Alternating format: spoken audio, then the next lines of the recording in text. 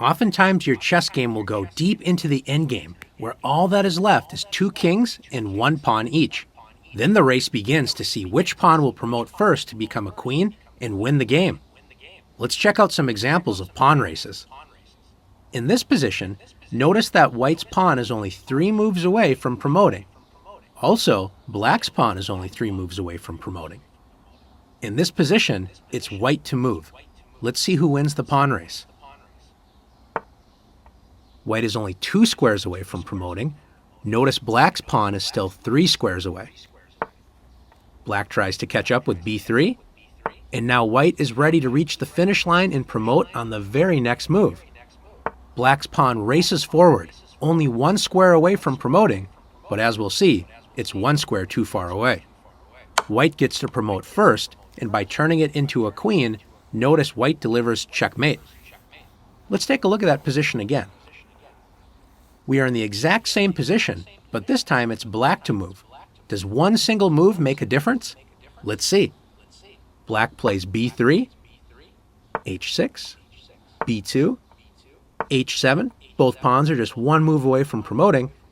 In this case, black promotes first with check, and notice the queen also threatens to capture the h7 pawn.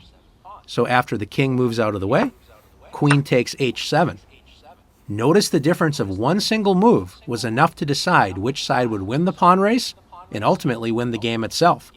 Let's look at another example. It's white to move in this position. Which side is going to promote first? Notice black's pawn is only 5 squares away from promoting, and white's pawn is 6 squares away. White can turn this race around by advancing 2 squares on the first move with h4. Now white is only 4 moves away from promoting, and black is still 5 moves away. Let's watch the pawn race.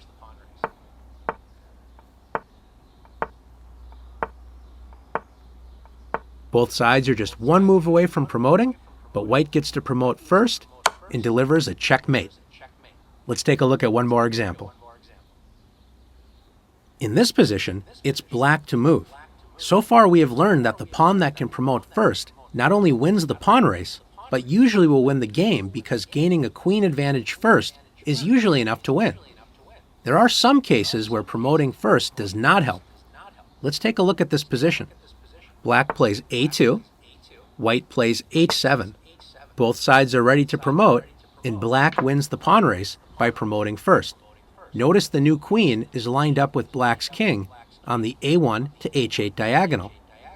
This could create some problems for black because after white promotes, white's new queen joins the a1 h8 diagonal, checking black's king, and also is looking at the queen right behind black's king, like this. So notice, once the black king moves, the queens are revealed, and white wins the queen.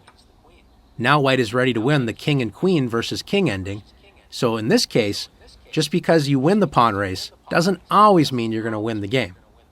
Now that you've learned the ins and outs of pawn races, it's your turn to test your skill with pawn races.